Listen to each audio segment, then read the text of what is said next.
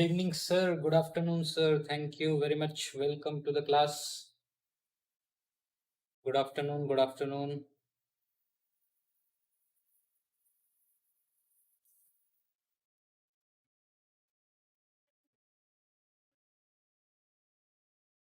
Good afternoon. Very good afternoon, सबको.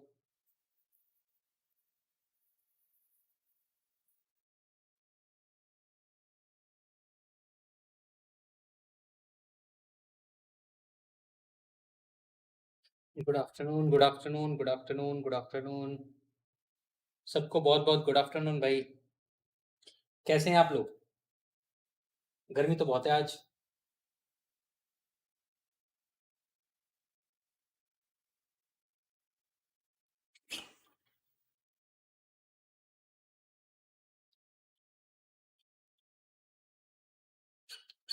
Good afternoon sir. Good afternoon. Very good afternoon.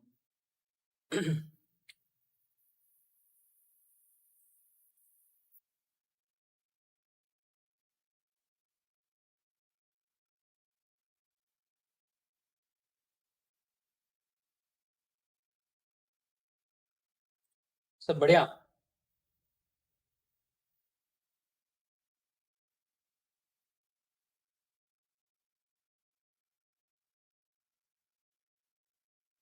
हाँ sir, गर्मी बहुत ही ज़्यादा है. सही बात. उमस वाली गर्मी है सर. बिल्कुल सही बात है. चलिए, आज हम लोग थोड़ा सा केमिकल इक्विलिब्रियम के बारे में समझेंगे. ठीक है. और सोचने की कोशिश करेंगे कि आखिर में क्या किया जा सकता है. ठीक है.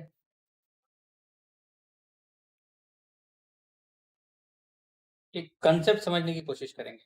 ठीक है. केमिकल इक्विलिब्रियम याद रखिए. केमिकल इक्विलिब्रियम है, आयनिक इक्विलिब्रियम नहीं. ठीक है. तो आज हम लोग पीएच वगैरह नहीं निकालने वाले हैं. ठीक है. पीएच वगैरह की बातें आज हम लोग नहीं करेंगे. ठीक. पीएच वगैरह की बात करेंगे हम लोग कल. ठीक है. और कल हम लोग पढ़ लेंगे लॉग टेबल कैसे पढ़ते हैं.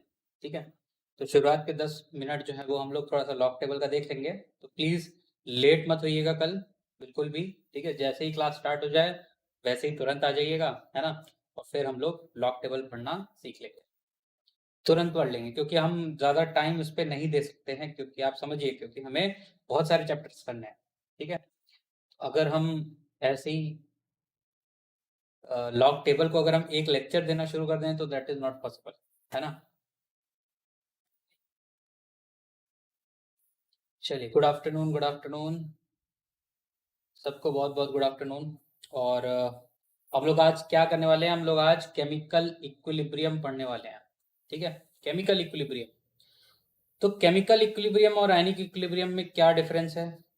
तो ये समझ लीजिए कि chemical equilibrium normal chemical reactions के लिए होता है. ठीक है. और आयनिक इक्विलिब्रियम जो होता है वो आयंस के रिएक्शंस के लिए यूज किया जाता है. ठीक है. स्पेशली जब हम लोग मतलब कोई आयनिक एक्सचेंज की बात करते हैं. ठीक है. तो उस केस में हम लोग आयनिक इक्विलिब्रियम लगाते हैं, जैसे कि एसिड हुआ, बेस हुआ. ठीक है. न्यूट्रलाइजेशन हुआ, कुछ भी इस तरह का. सॉरी, न्यूट्रलाइजेशन हमारा इक्विलिब्रियम तो अटेंड नहीं करता, बट सॉल्ट के रिएक्शंस होते हैं. ठीक है. तो उन सब में हम लोग यूज करते हैं अपना आयनिक इक्विलिब्रियम के कांस्टेंट. लेकिन आज जो हम लोग करने वाले हैं they are normal chemical reactions जो कि इक्विलिब्रियम अटेन करते हैं. ठीक है. चलिए, बहुत बढ़िया. Hello sir. Hello hello. आ गए सब लोग, है ना. शुरू करते हैं. ठीक है. तो इक्विलिब्रियम समझने का बहुत ही आसान सा तरीका होता है. ठीक है. बहुत ही कॉमन सेंस है यहाँ पे, याद रखिएगा. अगर आप कॉमन सेंस लगाएंगे ना तो इक्विलिब्रियम समझना इज वेरी वेरी इजी. ठीक है. लेकिन अगर आप रटना शुरू कर देंगे, क्योंकि इतना सारा कॉन्सेप्ट है कि आप याद ही करते रह जाएंगे फिर. ठीक है. तो मैं यही कहूंगा कि हमेशा बहुत ही नॉर्मल वे में सीखें तो ज़्यादा बेहतर है. अगर आप नॉर्मल वे में नहीं सीख रहे हैं, बहुत ज़्यादा इधर उधर कर रहे हैं, तो आपको बहुत ज़्यादा दिक्कत होने वाली है. ठीक है. सर, कल के पेपर में जो क्वेश्चंस आए थे वो काफ़ी टाइम टेकिंग थे. अच्छी बात है. थोड़ा स्पीड बढ़ाइए. साउंड स्लो आ रहा है सर आपका. सबको स्लो आ रहा है क्या? मेरे को तो नहीं लगता कि स्लो है, क्योंकि जो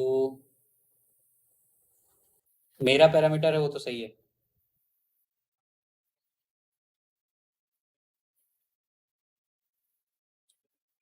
सर, आज मैंने वैक्सीन लगवाया. बहुत बढ़िया किया.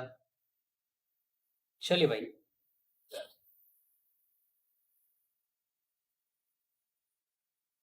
टेस्ट का पीडीएफ भेज दीजिए सर, मेरे पास नहीं है,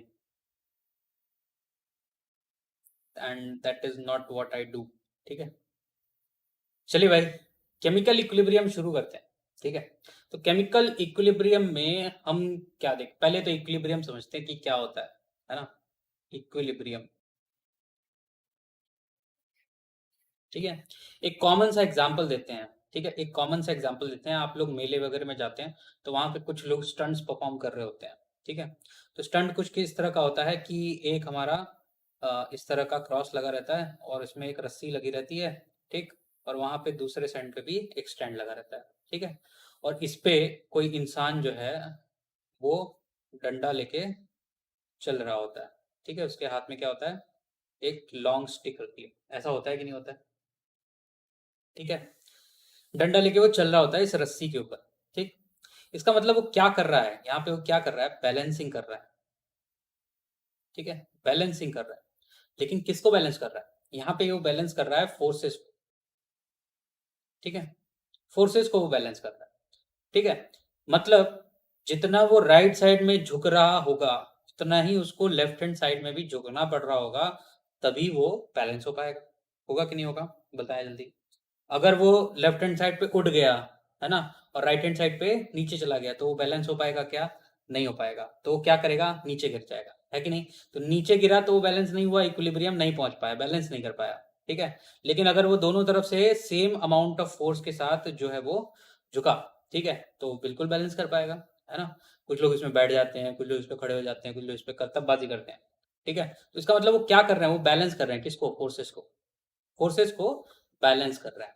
ठीक है, तो ये जहां पे बैलेंस हो जाते हैं फोर्सेस, ठीक है, फोर्सेस बैलेंस हो जाते हैं, ठीक, वहां पे ये, इसको हम लोग कहते हैं फिजिकल इक्विलिब्रियम।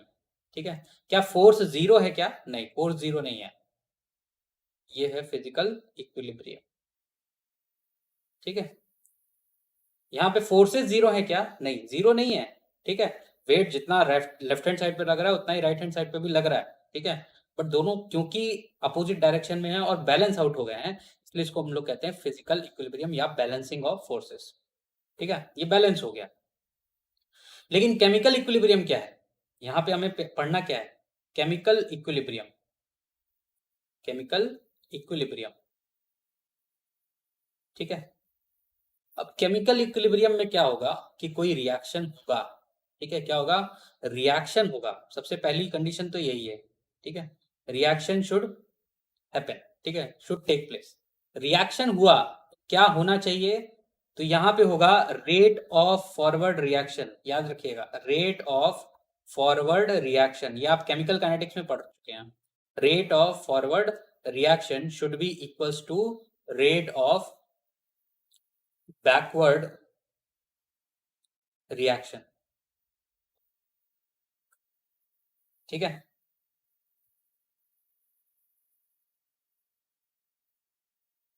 क्लियर है, rate of forward reaction is equals to rate of backward reaction.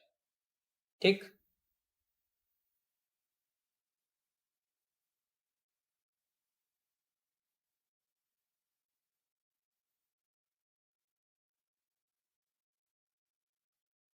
ठीक है, तो रेट ऑफ फॉरवर्ड रिएक्शन ये किसके बराबर होगा, रेट ऑफ बैकवर्ड रिएक्शन के। इसका मतलब क्या है कि हमने एक रिएक्शन लिया ए, ठीक है, जो क्या दे, बी दे। ठीक है, आपने यहाँ पे पिछली बार केमिकल काइनेटिक्स में यहाँ पे रेट की बात की थी कि नहीं की थी, कितने लोग को याद है रेट कैसे निकालते हैं, जल्दी से बता दे भाई। रेट निकालने का समझ में आ गया था आप लोग को, है ना। तो यहाँ पे आपने जो रेट निकाला है, रेट ऑफ फॉरवर्ड रिएक्शन, ये किसके बराबर होगा, रेट ऑफ बैकवर्ड रिएक्शन। अगर ये होता है तभी, this is the only condition for equilibrium. ठीक है, this is the only condition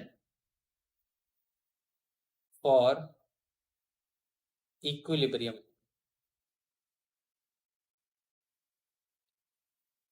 ठीक है, this is the only condition for equilibrium. Chemical equilibrium के लिए होने के लिए, यहाँ पे इक्विलिब्रियम मतलब, मेरा मतलब क्या है, केमिकल इक्विलिब्रियम। ठीक है, तो ये कंडीशन तभी होगी, ठीक है। इक्विलिब्रियम की कंडीशन तभी होगी जब रेट ऑफ फॉरवर्ड रिएक्शन, मतलब ए से बी बनने की जो प्रक्रिया है, ठीक है, उसका जो रेट है बराबर हो जाए किसके, बी से ए के बनने की प्रक्रिया का। ठीक है, तो इसको हम लोग डिनोट करते हैं ए, आधा एरो और आधा एरो पीछे की तरफ, और ये हो जाएगा बी। ए जो है वो बी में भी कन्वर्ट होगा और बी जो है वो ए में भी कन्वर्ट होगा, तभी इक्विलिब्रियम होगा। ठीक है, इतना तो क्लियर है। बताइए, यहां तक किसी को कोई डाउट है क्या? यहां तक किसी को कोई डाउट है क्या? कोई डाउट नहीं होना चाहिए मेरे ख्याल से तो। ठीक है, तो ये केमिकल इक्विलिब्रियम किस में अटेन होता है, किस में अटेन होता है? ठीक है, तो देखिए दो टाइप के केमिकल रिएक्शंस होते हैं। पहला होता है इरिवर्सिबल। इरिवर्सिबल इसका मतलब, इरिवर्सिबल मतलब, इरिवर्सिबल मतलब कि वो बैकवर्ड डायरेक्शन में मूव नहीं कर सकता। The reaction can take place only in forward direction. The reaction can take place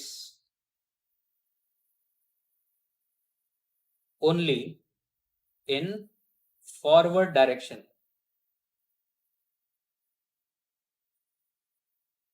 ठीक है, फॉरवर्ड डायरेक्शन में ही वो जा सकता है। इसका मतलब ए जो है वो सिर्फ और सिर्फ बी में ही कन्वर्ट हो सकता है, बी से ए में नहीं आ सकता। तो ये इरिवर्सिबल प्रोसेस है।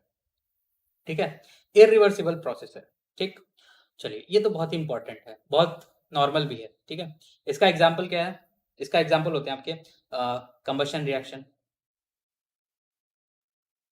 Combustion reaction. ठीक है, सिंपल सी चीज है कंबशन रिएक्शन। आप अपनी कोई कपड़े ले लीजिए, ठीक है, या कुछ पुरानी कुछ चीजें ले लीजिए। ठीक है, आप कहिए कि मैं उनको जला दूं।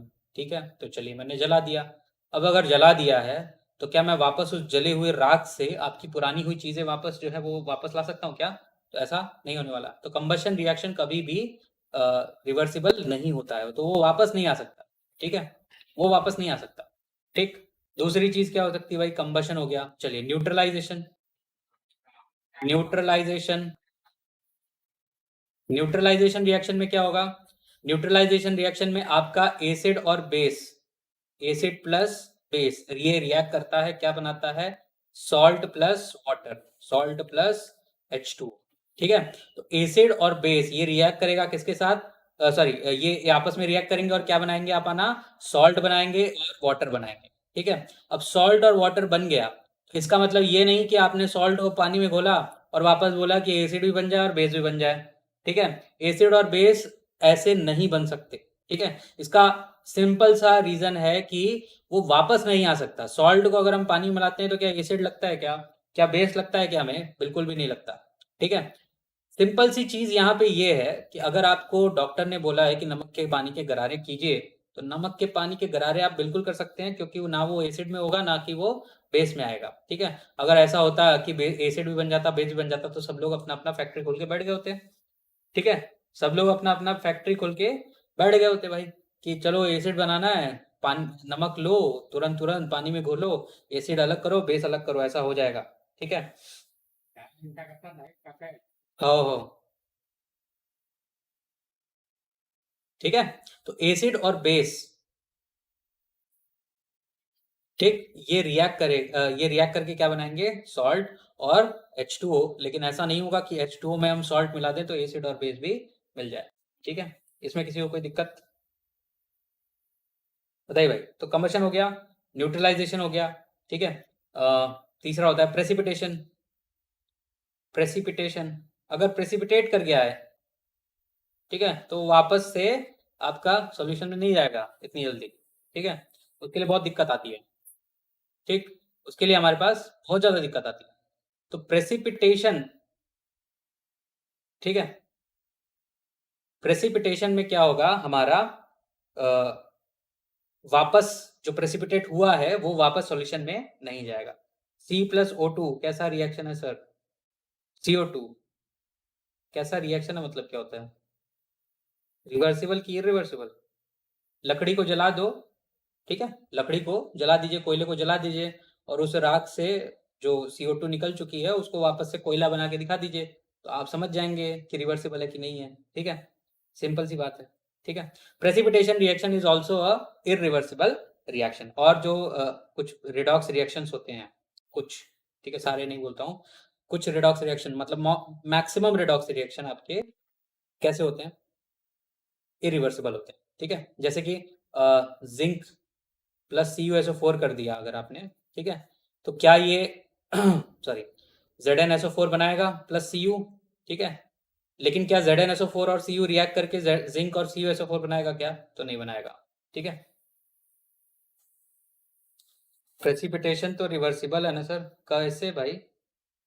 प्रेसिपिटेट को तुम वापस सॉल्यूशन में डाल देते हो क्या? तो फिर फायदा क्या हुआ प्रेसिपिटेट कराने का, है ना? जिंक को कॉपर सल्फेट में डालिए तो जिंक सल्फेट बन जाएगा प्लस कॉपर बन जाएगा, ठीक है, लेकिन कॉपर और जिंक सल्फेट को रिएक्ट कराएंगे तो जिंक और कॉपर सल्फेट नहीं बनेगा, ठीक है। चलिए चलिए भाई, अब बात करते हैं कि इक्विलिब्रियम किस में आएगा, ठीक है, तो वो आता है हमारे रिवर्सिबल रिएक्शंस में आता है, ठीक है। रिवर्सिबल रिएक्शंस, क्या सभी रिवर्सिबल रिएक्शन इक्विलिब्रियम वाले होते हैं क्या? क्या सभी रिवर्सिबल रिएक्शन आपके इक्विलिब्रियम वाले होते हैं क्या? तो ऐसा नहीं है। इक्विलिब्रियम एक कंडीशन है। इक्विलिब्रियम क्या है? कंडीशन। रिवर्सिबल रिएक्शन क्या है? रिएक्शन का टाइप है, ठीक है, कि वो पीछे भी आ रहा है, ठीक है। इस केस में क्या होगा कि ए से अगर बी बन रहा होगा, ठीक है, तो बी से ए भी बन रहा होगा, ठीक है, लेकिन क्या दोनों का रेट सेम है क्या? अभी नहीं। ये कंडीशन है, स्पेसिफिक कंडीशन ये है कि rate of forward is rate of backward, तो तभी इक्विलिब्रियम अटेन होता है, ठीक है। तो रिवर्सिबल रिएक्शन में आपको इक्विलिब्रियम अटेन करने की कंडीशन जो है वो प्राप्त हो सकती है, क्योंकि आप बैकवर्ड से और सॉरी प्रोडक्ट से आप रिएक्टेंट की तरफ आ रहे होते हैं। प्रेसिपिटेट लाइक AgNO3, सर आप AgNO3 को पानी में डालेंगे तो क्या Ag बन जाएगा? Common sense. सिल्वर मिरर क्यों मिलता है, ठीक है, सिल्वर को वापस से डालने के लिए, ऐसा नहीं होता ना। कॉमन सेंस लगाइए भाई थोड़ा, इतना थोड़ी ना है, क्रैश कोर्स चल रहा है यहाँ पे, बेसिक नहीं पढ़ाऊंगा मैं अभी, ठीक है, थोड़ा कॉमन सेंस लगाइए, ठीक है। चलिए भाई, क्लियर है। नवीन सिंह, क्या हो गया भाई, वैक्सीन लगवा लिए क्या आज? चलिए, तो रिवर्सिबल रिएक्शन के टाइम पे क्या होने वाला है, ठीक है, रिवर्सिबल रिएक्शन के टाइम पे डेल्टा जी जो है वो मिनिमम होगा, सॉरी इक्विलिब्रियम, एट इक्विलिब्रियम,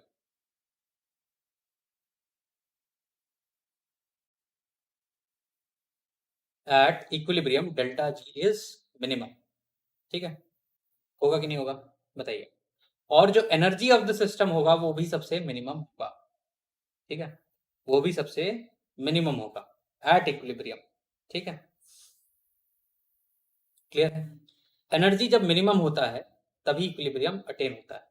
और ये भी याद रखिए कि हर सिस्टम चाहता है कि वो इक्विलिब्रियम अटेन करे, इसका मतलब है कि वो मिनिमम एनर्जी का स्टेट चाहता है कि अटेन करे, लेकिन क्या सभी कर पाते हैं क्या? नहीं, सभी नहीं कर पाते, लेकिन कुछ कर पाते हैं, और जो कुछ करते हैं वो बार बार इधर उधर घूम पार के उधर आते हैं, ठीक है, ऐसा डायरेक्ट कुछ नहीं होता, ठीक है, कि अगर मैं बोलूं कि भाई N2 प्लस 3H2, है ना, गिव्स 2NH3, ऐसा एग्जांपल दे दिया मैंने इक्विलिब्रियम का, एक इक्विलिब्रियम का रिएक्शन, ठीक है, रिवर्सिबल रिएक्शन है ये। तो ऐसा नहीं है कि आपने N2 मिलाया और H2 मिलाया और इससे डायरेक्ट हमारा NH3 बन गया, NH3 बना, लेकिन NH3 वापस से N2 और H2 में टूट गया तुरंत, तो ऐसा नहीं होगा। N2 और H2 कुछ मामले में पहले के पहले टाइम में वो बहुत तेजी से रिएक्ट कर रहे होंगे और NH3 बना रहे होंगे, तब जो है NH3 N2 और H2 में टूटेगा नहीं, लेकिन कुछ समय बाद जब उसकी क्वांटिटी भी हाई होने लगेगी तब वो टूटना ज्यादा शुरू करेगा, ठीक है। सर डेल्टा जी निगेटिव होता है ना इक्विलिब्रियम में, तो मिनिमम मतलब क्या, पॉजिटिव? मिनिमम मतलब क्या है भाई, निगेटिव ही रहेगा ना। Common sense Mihir sir, common sense, इसीलिए डिसलाइक करते हो, तो समझ में आ गया हमें, ठीक है, क्लियर है। तो अगर हम इसका ग्राफ बनाएं तो देखिए कुछ इस तरह का होगा, भाई रेट है ना, रेट अगर हो, ठीक, और ये हमारा टाइम टाइम के अगेंस्ट में हो, ठीक है, तो ये ग्राफ कुछ इस तरह का होगा कि भाई ये रिएक्टेंट वाला साइड का ग्राफ होगा, है ना। रिएक्टेंट का जो रेट होगा वो धीमे धीमे कम होते होते वो कांस्टेंट हो जाएगा। इसी तरह जो प्रोडक्ट वाला होगा उसका रेट बढ़ेगा और वो कांस्टेंट हो जाएगा, है ना। ये प्रोडक्ट वाला साइड है, ठीक है। कोई दिक्कत, इसमें कोई दिक्कत, ठीक है। लेकिन यहाँ पे क्या आ जाएगा, इक्वल रेट हो जाएगा, इक्वल रेट हो जाएगा, ठीक है। याद रखिए रेट के ग्राफ में हमेशा रिएक्टेंट और प्रोडक्ट दोनों का रेट इक्वल होना चाहिए। That is the only condition, मैं बार बार बोल रहा हूँ, ठीक है। That is the only condition कि रिएक्टेंट का रेट फॉरवर्ड जाने का और प्रोडक्ट का रेट बैकवर्ड जाने का दोनों का बराबर होना चाहिए, तभी आपका इक्विलिब्रियम अटेन होता है, ठीक है। तो ये तो रेट और टाइम के अगेंस्ट में ग्राफ था, ठीक है। अगर हम कंसंट्रेशन का ग्राफ बनाए तो, ठीक है, तो जाहिर सी बात है रिएक्टेंट का जो कंसंट्रेशन है वो टाइम के साथ कम होगा, वो टाइम के साथ क्या होगा, कम होगा, ठीक है। तो कम हो गया, ठीक है। लेकिन प्रोडक्ट का क्या होगा, बढ़ेगा, बढ़ गया, ठीक है। लेकिन एक टाइम के बाद वो क्या होने लगेगा, कांस्टेंट। तो ये जो टाइम है इसी को हम लोग बोलेंगे कि ये क्या है, इक्विलिब्रियम है, ठीक है। कि कंसंट्रेशन जब रेट ही बराबर हो गया तो जाहिर सी बात है कंसंट्रेशन क्या हो गई, कांस्टेंट हो गई, ठीक है। ये हमारा रिएक्टेंट है and this one is product, ठीक है। याद रखिए मैंने यहाँ पे ये नहीं कहा कि दोनों की कंसंट्रेशन सेम होनी चाहिए, ठीक है। दोनों की कंसंट्रेशन सेम होनी चाहिए क्या, नहीं, हो भी सकती हैं और नहीं भी हो सकती, ठीक है।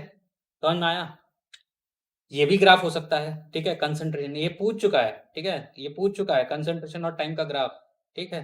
तो फिर से एक और बना देता हूँ भाई, है ना। ये कुछ इस तरह का भी हो सकता है, ठीक है। ये ऐसा भी हो सकता है, ये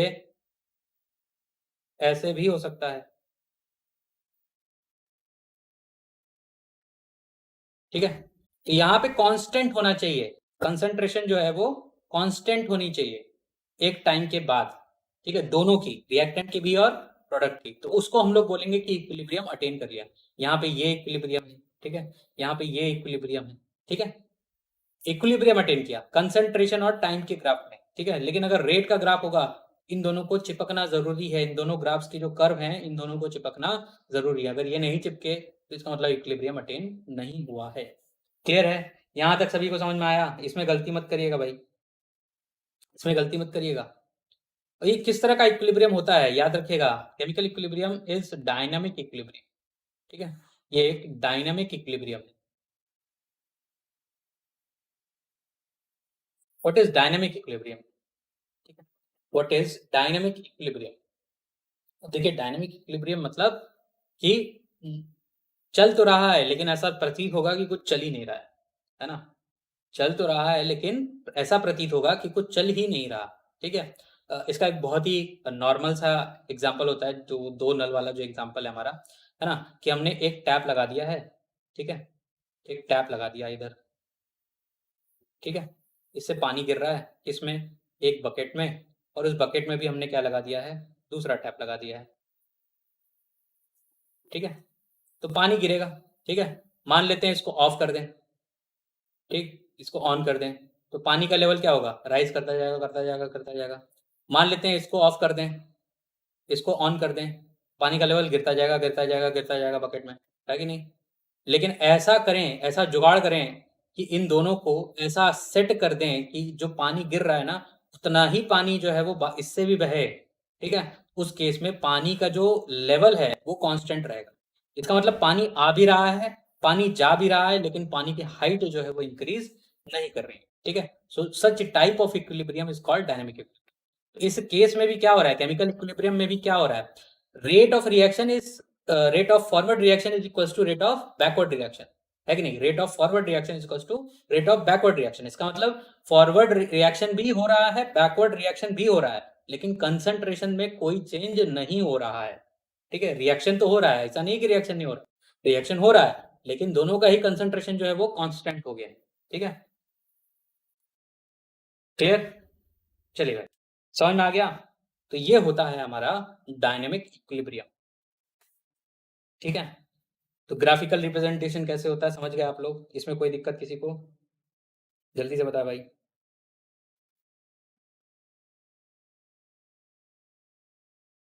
अच्छा, ये भी याद रखिएगा, जो इक्विलिब्रियम वाले रिएक्शन होते हैं ना वो थोड़े से स्लो होते हैं, ठीक है। Slow processes are always in equilibrium, ठीक है।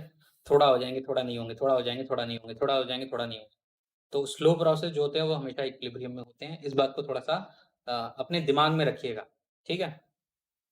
Slow process, very slow process, ठीक है। क्लियर है?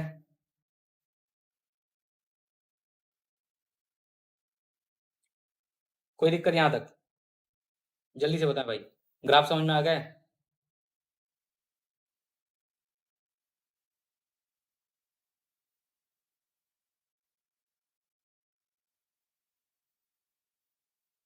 क्लियर है, चलिए बहुत बढ़िया।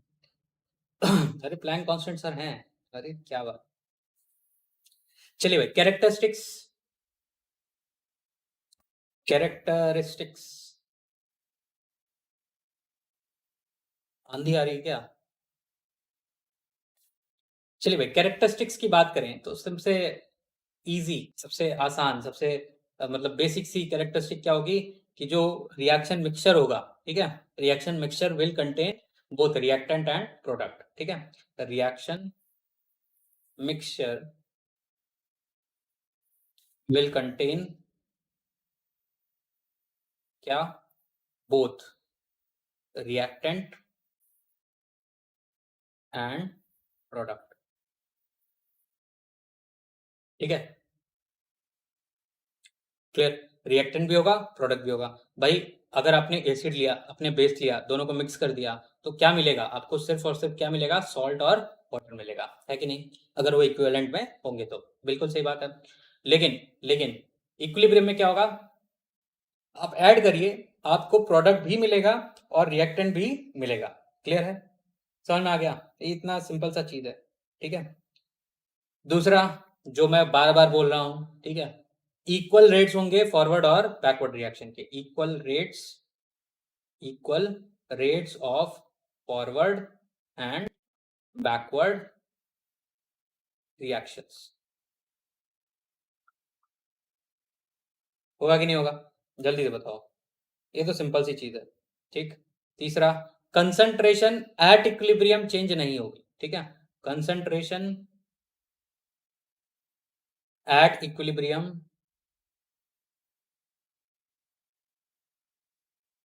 वोंट चेंज,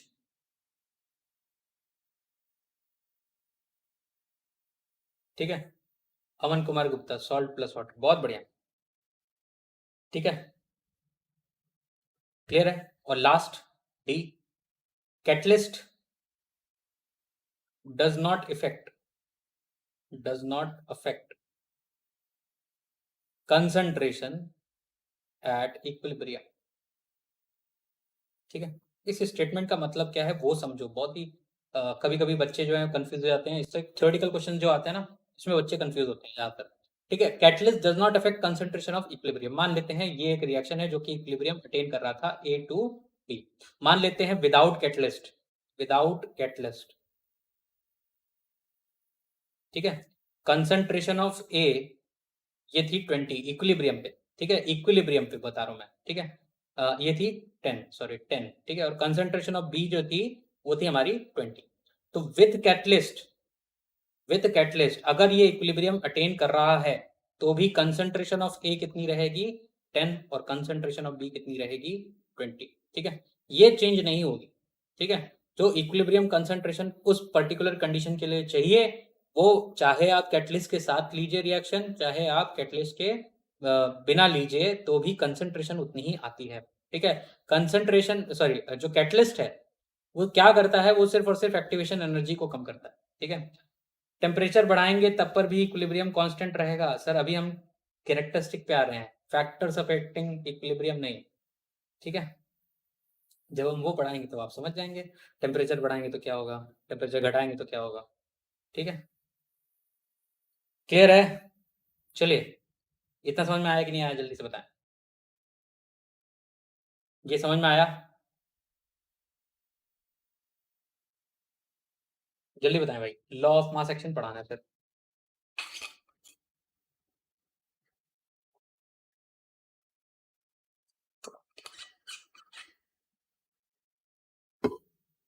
आ गया सर, चलिए।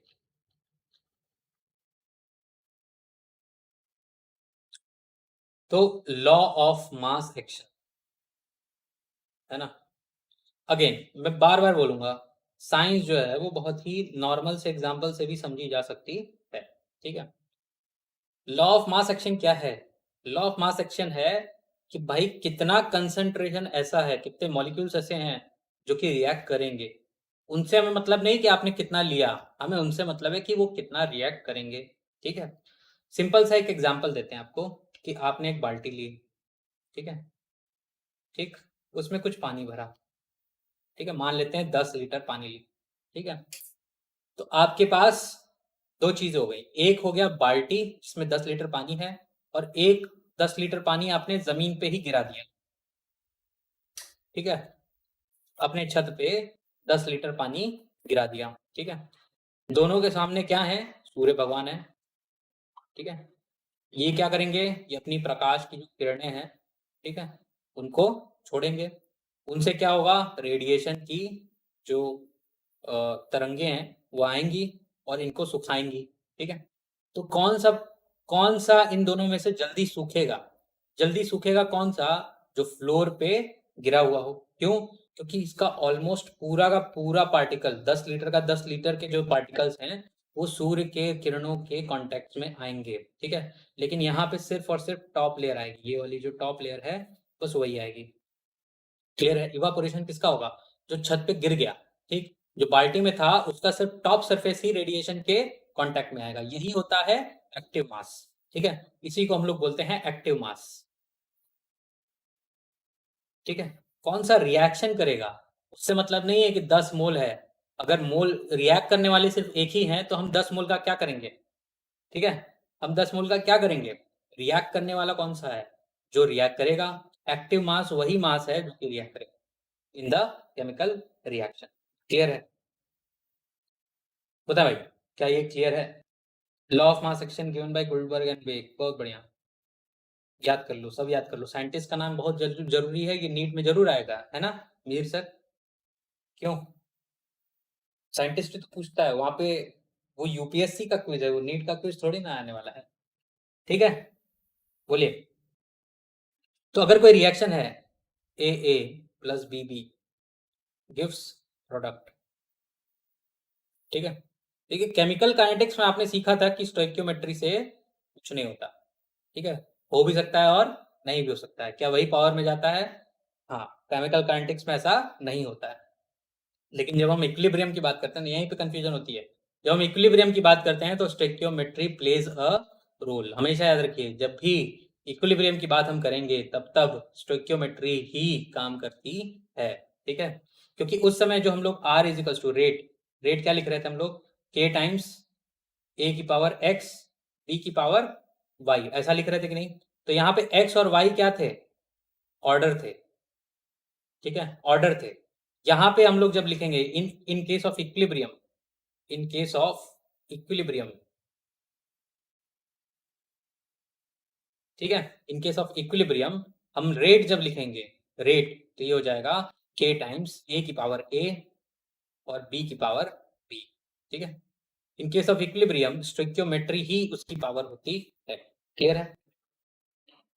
क्लियर है? बोलिए, जल्दी से बोलिए। ठीक है, और के क्या है, रेट कांस्टेंट है।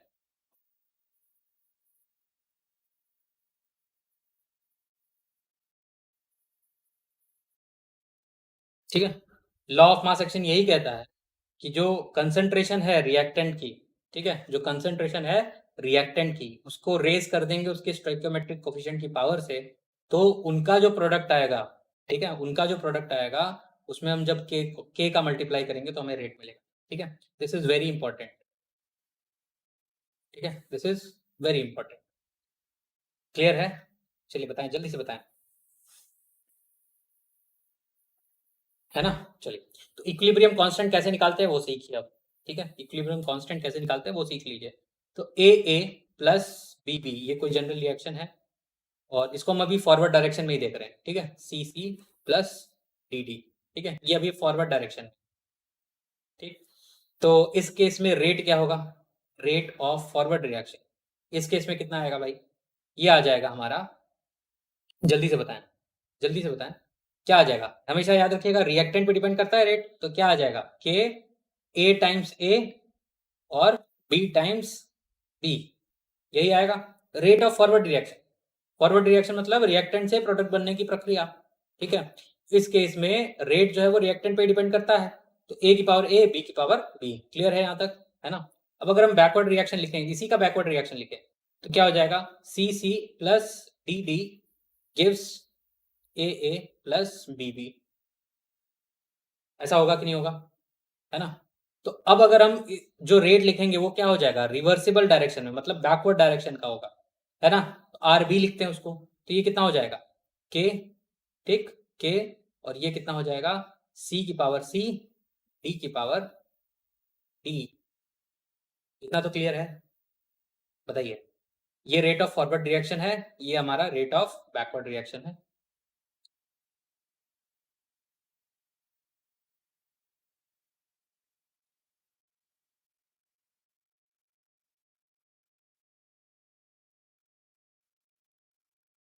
है ना? ठीक है, चलिए। अच्छा, इसमें भी हम कांस्टेंट देख रहे हैं तो के अलग हो गए, तो इसको भी हम लोग लिख सकते हैं के फॉरवर्ड और इसको लिख लेते हैं के बैकवर्ड। ठीक है, ऐसे लिख लेते हैं। तो हमें पता है एट इक्विलिब्रियम, एट इक्विलिब्रियम,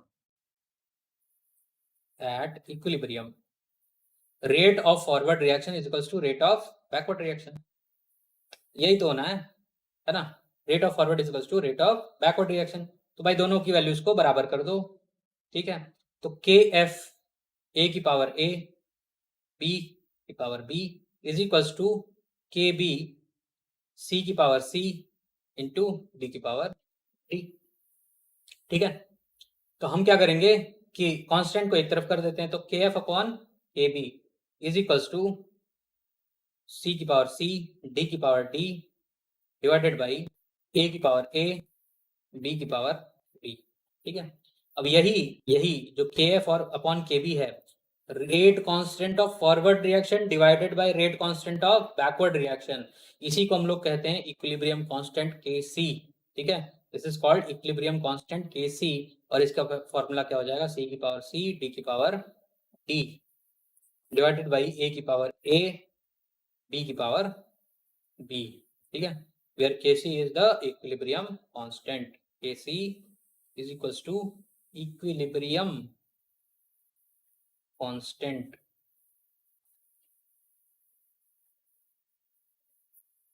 समझ में आया? बोलिए,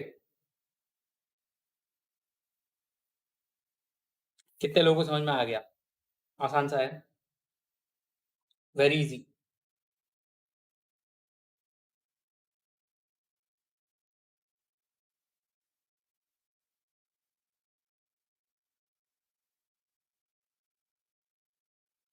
टेस्ट का क्या हुआ भाई लोग? जोन हुआ था, पता नहीं क्या हुआ, बता दो भाई क्या हुआ।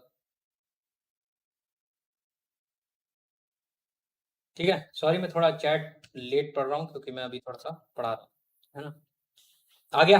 चलिए, केसी जो है हमारा इक्विलिब्रियम कांस्टेंट होगा। ठीक है, याद रखिएगा केसी की डेफिनेशन क्या है? के एफ अपॉन के बी। ठीक है, के एफ अपॉन के बी। ठीक, याद रखिएगा, बस इंपॉर्टेंट है। ठीक है, अब अगर हम रिएक्शंस को ऐड कर दें, ठीक है, जैसे कि एक रिएक्शन है ए टू बी, ठीक है, और फिर बी टू सी। ठीक है, तो अगर हम रिएक्ट सी ए टू सी कर रहे हैं, ठीक है, हाँ ए टू सी अगर हम बना रहे हैं, ठीक, तो याद रखिए हम क्या कर रहे हैं, इन दोनों को जोड़ रहे हैं तभी तो बन रहा है ना ये, इसको जोड़ देते हैं तो बी से बी कैंसिल हो जाएगा, ए से सी बन जाएगा। तो मान लेते हैं इसका रिएक्शन सॉरी इक्विलिब्रियम कांस्टेंट है K1, इसका है K2। ठीक है, इसका आ जाएगा K3। तो हमसे पूछा कि K3 और K1 और K2 में क्या रिलेशन है, तो सिंपल सा है, K3 is equals to K1 into K2। ठीक है, शिवानी यादव PDF सेंड कर दीजिएगा सर। अच्छा, और नहीं किए तो क्या होगा, बताओ भाई, नहीं किए तो क्या होगा? K3 is equals to K1 into K2। चलिए मिल जाएगा PDF, क्या PDF तो आता जाता है। ठीक है, K3 is equals to K1 into K2, ये तो क्लियर हो गया ना। ऐड कर दिया तो मल्टीप्लाई होने वाला है, कैसे होगा कर लेंगे आप। जीने नहीं देंगी, क्यों भाई? वो भी डिसलाइक करेगा, हाँ बिल्कुल। चलिए K3 is equals to K1 into K2 समझ में आ गया है आप लोग को? अच्छा, अगर मैं बोलूं कि A टू B इसका इक्विलिब्रियम कांस्टेंट है K1, तो B टू A इसका है K2, तो K2 की वैल्यू कितनी हो जाएगी, 1 अपॉन K1, ये भी याद रखिएगा। ठीक है, these are points to remember. ठीक है, these are points to remember. ठीक है, अगर आप किसी भी इक्विलिब्रियम में A टू B, ठीक है, कुछ भी मल्टीप्लाई करते हैं, ठीक है, कुछ भी मल्टीप्लाई करते हैं, जैसे कि इनटू n कर दिया, ठीक है, तो याद रखिएगा अगर इसका इस रिएक्शन का इक्विलिब्रियम कांस्टेंट K1 है, तो इस पूरे रिएक्शन का इक्विलिब्रियम कांस्टेंट क्या हो जाएगा, K1 to the power n। ठीक है, K1 to the power n।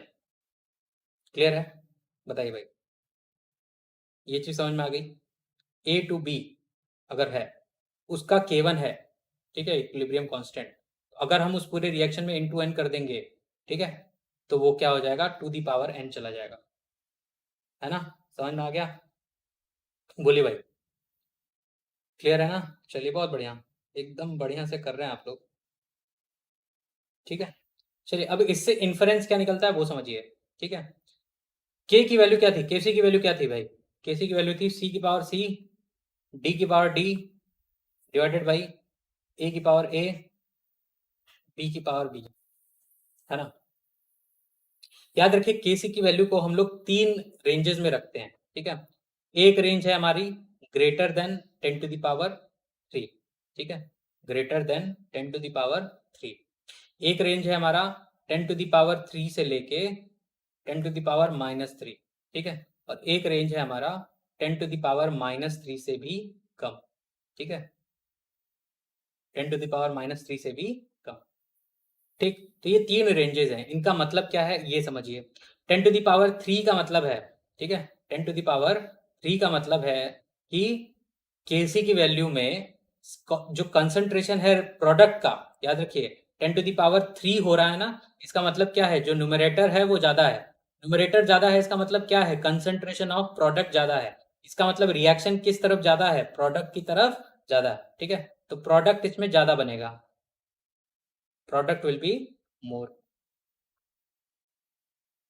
ठीक है, कभी कभी आपसे पूछेगा कि ऐसी ऐसी वैल्यूज हैं किसी की, तो प्रोडक्ट ज्यादा होगा रिएक्टेंट ज्यादा होगा, दोनों इक्वल अमाउंट्स में होंगे, इस तरह से पूछेगा। ठीक है, इस केस में जो ऑलमोस्ट इक्वल होते हैं ये, ठीक है, ऑलमोस्ट इक्वल। ठीक, और इस केस में जो रिएक्टेंट है वो ज्यादा होगा, reactant will be more. Clear है? समझ में आया?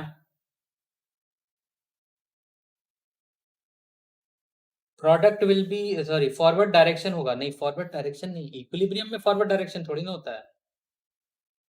ठीक है, इक्विलिब्रियम में फॉरवर्ड डायरेक्शन नहीं होगा। ठीक, रिएक्शन तो वैसा ही है। ठीक, जितना रिएक्टेंट जो है बन रहा है उतना ही प्रोडक्ट भी बन रहा है, कंसंट्रेशन सेम हो गई है, लेकिन उस मिक्सचर में प्रोडक्ट जो है वो ज्यादा मिलेगा। ठीक है, प्रोडक्ट जो है वो ज्यादा मिलेगा। अगर 10 टू द पावर 3 से वैल्यू ज्यादा है, 10 टू द पावर 3 से लेकर 10 टू पावर -3 है, तो उस रिएक्शन मिक्सचर में दोनों चीजें बराबर में मिलेंगे ऑलमोस्ट। ठीक है, लेकिन अगर 10 टू पावर -3 से कम हो गया है, इसका मतलब रिएक्टेंट जो है वो उस मिक्सचर में ज्यादा मिलेगा, प्रोडक्ट की जो संख्या होगी वो कम होगी। सर पहले वाले में वही कह रहे हैं, पहले वाले में ही डायरेक्शन नहीं बता रहे हैं हम, यहाँ पे कंसंट्रेशन, हमने एक रिएक्शन किया, ठीक है, ये रिएक्शन मिक्सचर है हमारा, इस रिएक्शन मिक्सचर के अंदर क्या मिलेगा हम बता रहे हैं। ठीक है, इस रिएक्शन मिक्सचर के अंदर क्या मिलेगा वो हम बता रहे हैं। इस रिएक्शन मिक्सचर में अगर Kc की वैल्यू 10 पावर 3 से ज्यादा है, तो प्रोडक्ट जो है इस मिक्सचर में ज़्यादा मिलेगा, ठीक है। अगर 10⁻³ से 10⁻³ है तो ऑलमोस्ट बराबर मिलेगा रिएक्टेंट और प्रोडक्ट, और अगर 10⁻³ से कम है इसका मतलब रिएक्टेंट जो है वो ज़्यादा मिलेगा, ठीक है। सर लेकिन वो क्यू के केस में, रिएक्शन कोशेंट के केस में बोलते हैं, ठीक है। रिएक्शन नहीं, रिएक्शन तो कांस्टेंट हो गई, समझ नहीं रहे आप लोग। Rate constant, concentration constant. तो अब कहाँ आगे और पीछे की बात आ रही, जब आप इक्विलिब्रियम अटेन, हम केसी की बात कर रहे हैं, केसी मतलब क्या, इक्विलिब्रियम अटेन हो चुका है। तो जब इक्विलिब्रियम अटेन हो गया तो कौन सी फॉरवर्ड और कौन सी बैकवर्ड, ऐसा नहीं होता। समझ में आया। अबे मतलब बोलना और उस चीज को बोलना दोनों अलग चीजें हैं अमन सर, ठीक है कि नहीं। दोनों चीजें में डिफरेंस समझ में आया। वो जो चीज है जो फॉरवर्ड डायरेक्शन की बात है, जो बैकवर्ड डायरेक्शन की बात है, वो आपके रिएक्शन कोशेंट यानी कि क्यू की बात में आएगी, ठीक है। अभी मैं क्यू की बात नहीं कर रहा हूँ, अभी मैं सिर्फ और सिर्फ केसी की बात कर रहा हूँ, ठीक है। तो केसी की वैल्यू अगर 10⁻³ है तो प्रोडक्ट जो है वो ज्यादा होगा उस मिक्सचर के अंदर, ठीक है, जहां पे आप रिएक्शन करा रहे हैं। अगर 10⁻³ से 10⁻³ के बीच में है तो ऑलमोस्ट इक्वल होगा, और अगर 10⁻³ से कम है तो रिएक्टेंट जो है वो ज्यादा मिलेगा उस कंटेनर के अंदर, उस जहां पे आप रिएक्शन करा रहे हैं, ठीक है। समझ में आया। चलिए, तो क्यूसी केस वाला याद आ गया था, हाँ भाई अब क्यूसी पे ही चल रहे हैं हम लोग, ठीक है। रिएक्शन कोशेंट, रिएक्शन कोशेंट, ठीक है। इसका क्या फॉर्मूला अलग होता है क्या, नहीं, सेम फॉर्मूला सेम है, ठीक है। फॉर्मूला सेम है, लेकिन बात क्या है यहाँ पे, क्या बात है, क्या खास है इसमें, ठीक है। बहुत कुछ खास है, ठीक है। यहाँ पे जो रिएक्शन की कंसंट्रेशन है, क्यू में हम लोग क्या करते हैं, ये जो कंसंट्रेशन लेते हैं, that is the concentration in the reaction, concentration in the reaction, ठीक है। लेकिन जब इक्विलिब्रियम केसी की वैल्यू लिखते हैं, सी की पावर सी, डी की power D, divided by A की पावर ए, बी की पावर बी, इस केस में ये जो कंसंट्रेशन है वो कंसंट्रेशन एट इक्विलिब्रियम होगी स्पेसिफिकली, ठीक है। कंसंट्रेशन एट इक्विलिब्रियम, ये बात समझ में आई। ये कभी भी निकाली जा सकती है, ये सिर्फ और सिर्फ कंसंट्रेशन, सॉरी, इक्विलिब्रियम पे ही निकाला जा सकता है। इतना क्लियर हुआ, जल्दी से बताएं, ठीक है। इतना क्लियर हुआ कि नहीं हुआ।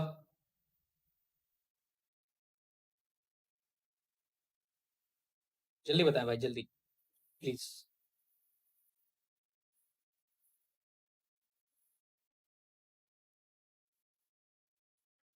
ठीक है, चलिए। तो चलिए, तो यहाँ पे हम लोग क्यू निकालते क्यों हैं, ठीक है। What is the need of finding Q, ठीक है। क्यू इसलिए हम लोग निकालते हैं कि हमें डायरेक्शन ऑफ द रिएक्शन पता करना होता है, ठीक है। Q is used to find direction of reaction, ठीक है। मतलब कि वो फॉरवर्ड डायरेक्शन में जाएगा, वो बैकवर्ड डायरेक्शन में जाएगा, ठीक है। ये पता करने के लिए हमें क्यू की वैल्यू निकालनी होती है, ठीक है। एक बार और बताइए सर। देखिए क्यू जो है वो हम कभी भी निकाल सकते हैं, ठीक है। क्यू जो है वो हम कभी भी निकाल सकते हैं, ठीक है। मतलब रिएक्शन में इक्विलिब्रियम अचीव नहीं किया होगा तो भी हम क्यू निकाल लेंगे, ठीक है। लेकिन केसी हम तभी निकाल सकते हैं जब वो इक्विलिब्रियम पे पहुंच गया होगा, तभी हम इक्विलिब्रियम की कंसंट्रेशन फाइंड आउट करेंगे और तभी हम केसी निकाल पाएंगे, ठीक है। लेकिन क्यू जो है वो किसी भी इंस्टेंट पे पहुंच सकता है। जैसे कि मैं एक लाइन पे इसको शो करता हूँ, ठीक है। ये हमारा रिएक्शन का ड्यूरेशन, ठीक है। यहाँ पे इनिशियल था, इनिशियल मतलब 0% प्रोडक्ट, ये हमारा फाइनल है मतलब 100% प्रोडक्ट, ऐसा होगा, ठीक है। इक्विलिब्रियम कहीं यहाँ पे मिल रहा होगा मान लेते हैं, ठीक है। ये इक्विलिब्रियम पोजीशन है, ठीक है। इसका मतलब क्या है कि Q तो आप कहीं पे भी निकाल सकते हैं, मतलब इस कंसंट्रेशन पे भी आप Q फाइंड आउट कर सकते हैं, इस कंसंट्रेशन पे भी आप Q फाइंड आउट कर सकते हैं, यहाँ पे भी आप Q फाइंड आउट कर सकते हैं, यहाँ पे भी आप कर सकते हैं, यहाँ पे भी आप कर सकते हैं। लेकिन केसी जो है वो सिर्फ और सिर्फ इसी पॉइंट पे आपको मिलेगा, ठीक है। क्लियर है, बताएं भाई, क्लियर है कि नहीं।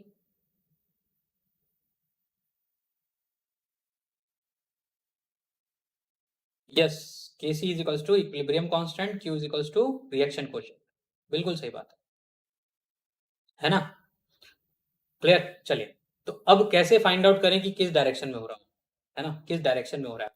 सिंपल सी चीज पकड़िए, सिंपल सी चीज पकड़िए कि भाई अगर Q लेस देन Kc है, इसका मतलब क्या है? Q लेस देन Kc है तो किस तरफ जाना चाहेगा वो? देखिए, ये Kc मान लेते, देखिए ऐसे ऐसे हिस्टोग्राम आपने पढ़ा होगा मैथ में, ये Q है, ठीक है, और ये हमारा Kc है, इस तरह से, ठीक है। तो भाई ये Q किस में कन्वर्ट होना चाहेगा? Kc में जाना चाहेगा ना। इसका मतलब क्या है कि Q बढ़ेगा, अभी भी वो आगे जाएगा। कहाँ जाएगा? Kc की तरफ जाएगा। इसका मतलब क्या है? किस तरफ जाना चाहेगा? कि वो फॉरवर्ड डायरेक्शन में जाना चाहेगा। समझ में आया कि नहीं आया? बताए भाई। Q अगर लेस देन K है, ठीक है, तो ये प्रोडक्ट साइड में जाएगा। प्रोडक्ट साइड में जाएगा इसका मतलब प्रोडक्ट इंक्रीज करेगा, इसका मतलब फॉरवर्ड डायरेक्शन में जाएगा। स्टैटिक्स में पढ़ा था, बिल्कुल सही बात है, ठीक है। जाहिर सी बात है, देखिए Q यहाँ पे है तो ये किस तरफ जाना चाहेगा? ये वाला Q किस तरफ जाना चाहेगा? Kc की तरफ जाना चाहेगा कि नहीं? आगे बढ़ेगा ना। इक्विलिब्रियम फाइंड करना है उसको, जरूरी है। सर 2023 जेई के लिए इससे पढ़ सकते हैं? अरे सब पढ़ सकते हैं सर आप, ठीक है, यही तो बेस है और क्या है, ठीक है। इसके बाद में जब फुल पढ़ाऊंगा ना, ये तो अभी क्रैश कोर्स टाइप का चल रहा है, इसका जब मैं फुल पढ़ाऊंगा तो उसको ज्यादा देखिएगा, ठीक है, वो और ज्यादा क्लियर करेगा, आपको पूरी पिक्चर क्लियर कर देगा, ठीक है। तो प्रोडक्ट साइड को फेवर करेगा जब Q जो है लेस देन Kc है, और फॉरवर्ड डायरेक्शन को भी वो सपोर्ट करेगा, है ना। स्टडी नेवर गेट वेस्ट, सही बात है, ठीक है। फिर अगर Q Kc के बराबर हो गया, इसका मतलब इक्विलिब्रियम है ना। Q, ये Q है, ये Kc है, दोनों बराबर हो गए, इसका मतलब क्या है कि इक्विलिब्रियम इक्विलिब्रियम अटेन कर लिया, ठीक। अगर Q ग्रेटर देन Kc है, इसका मतलब क्या है? Q ये है और Kc हमारा ये है, तो इस केस में क्या होगा कि बैकवर्ड डायरेक्शन को, मतलब रिएक्टेंट साइड को वो फेवर करेगा। क्यों? क्योंकि अब वो पीछे जाना चाहेगा, वो तो इक्विलिब्रियम के आगे चला गया। अब इक्विलिब्रियम के आगे चला गया, इसका मतलब क्या है? वो उसको पीछे आना पड़ेगा। तो रिएक्टेंट साइड को, मतलब बैकवर्ड रिएक्शन जो है वो ज्यादा होगा, और रिएक्टेंट साइड को वो फेवर करेगा, मतलब लेफ्ट हैंड साइड को वो फेवर करेगा। इसका मतलब कि बैकवर्ड डायरेक्शन में वो जाएगा। क्लियर है? समझ में आया ना? बहुत ही सिंपल सी चीजें हैं ये सब। क्लियर हो गया? अमन कुमार सर, अब समझ में आ गया आप क्या कह रहे थे और मैंने क्यों टोक दिया कि वो स्टेटमेंट गलत है। Direction is all about Q, ठीक है। और जब हम केसी की बात कर रहे थे तो उस समय डायरेक्शन की बात नहीं होगी, ठीक है, उस समय डायरेक्शन की बात नहीं होगी, ठीक है। सर रिएक्शन हमेशा इक्विलिब्रियम अटेन करने की कोशिश करती है। अ, अगर रिवर्सिबल होगा तो वो कोशिश जरूर करेगी कि वो इक्विलिब्रियम अटेन करे, ठीक है। इरिवर्सिबल रिएक्शन वैसे भी नहीं कर सकते, तो क्यों करेंगे, ठीक है। यहाँ बोला होता तो सही होता, बिल्कुल सही बात है, ठीक है। क्लियर हो गया ना? समझ में आ गया? बहुत ही आसान सी चीजें हैं ये सारी चीजें, और इसीलिए लोगों को दिक्कत देती हैं, क्योंकि कई बार आसान सी चीजें ही बच्चों को समझ में नहीं आती, ठीक है। चलिए, एक और हमारा इक्विलिब्रियम कांस्टेंट होता है जिसको हम लोग बोलते हैं केपी, ठीक है। केपी यानी कि equilibrium constant at constant pressure, इसको हम लोग क्या बोलते हैं? Equilibrium constant at constant pressure,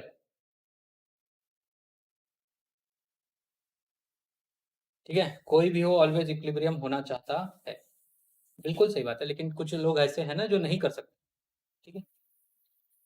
तो केपी, केपी की वैल्यू किस में होगी? देखिए वहां पे क्या था?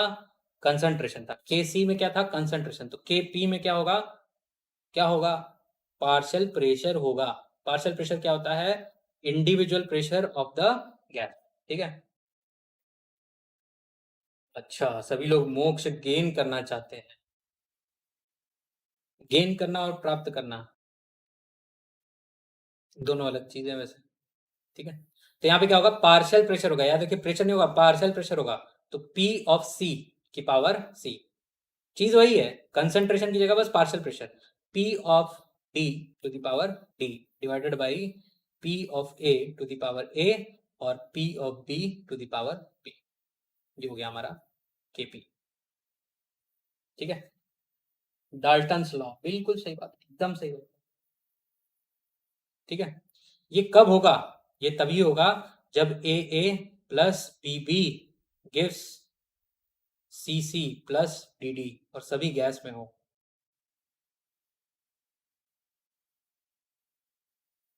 ठीक है, गैस में हो गए तो Kp भी निकाल सकते। क्लियर? अगर इनके बीच में रिलेशनशिप डिराइव करनी हो, ठीक है, तो उस केस में हम लोग क्या करेंगे भाई? उस केस में कुछ नहीं करना होता है। ठीक है, Kp is equals to Kc into R T to the power delta N G. ठीक है, सिंपल सा रिलेशन है, इसको याद कर लीजिए, दिस इज वेरी इंपॉर्टेंट। ठीक है, where delta N G is equals to number of gaseous mole in product minus number of gaseous mole in reactant। ठीक है, डिराइव करने तो नहीं बैठूंगा, बट इतना मैं बता देता हूँ, ये ऐसा होगा। ठीक है, ये रिलेशन है, और ये डेल्टा एन जी कैसे निकालते हैं, तो हमेशा गैसियस मोल देखिएगा। देखिए, सॉलिड और लिक्विड मत काउंट करिएगा, पहले ही बता रहा हूँ। ठीक है, सॉलिड और लिक्विड मत काउंट करिएगा, उसमें देखिएगा रिएक्शन में गैस कहाँ लिखा है। ठीक है, तो गैसियस मोल जो प्रोडक्ट में हो माइनस गैसियस मोल जो रिएक्टेंट में हो। सिंपल सा है, उसकी स्टोइकियोमेट्री देखिए, उसको सॉल्व कर दीजिए। क्लियर है? बताइए भाई, इतना क्लियर है ना?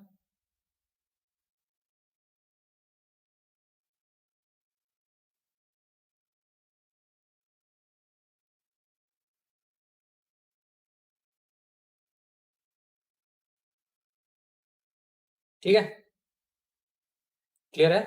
तो डेल्टा एनजी की value number of gases mole in product minus number of gases mole in reactant, ये होनी चाहिए, ये हमेशा होगा। ठीक है, अब केपी की वैल्यू पता चल गई, केसी की वैल्यू पता चल गई, है ना? तो क्या करें? अब देखिए, डेल्टा एनजी की जो वैल्यू है, ठीक है, ये पॉजिटिव भी हो सकती है, ये जीरो भी हो सकती है, और ये निगेटिव भी हो सकती है ना? क्यों भाई?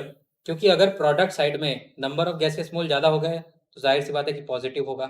अगर दोनों तरफ नंबर ऑफ गैसेस मोल बराबर हो गए तो क्या हो जाएगा? जीरो हो जाएगा।